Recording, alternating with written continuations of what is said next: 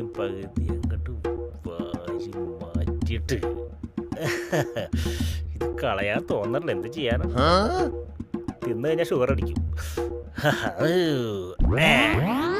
തൈര്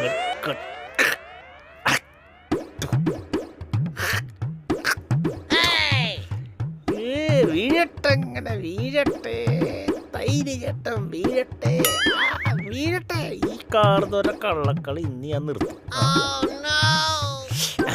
എന്നോടാണ് കളി. കുറെ ദിവസം ഇവിടെ വെള്ളോടി തുടങ്ങിയിട്ട് വലരാമനും കാണുന്ന ഒരു വാശിക്കാൻ അടിക്കും. ഇയാളെ ഞാനൊരു വഴിക്കാക്കും. ഉപ്പ് ഉപ്പ് അങ്ങോട്ട് തുറന്നിട്ടങ്ങോട്ട് എടുത്തിട്ട് പോരട്ടെ.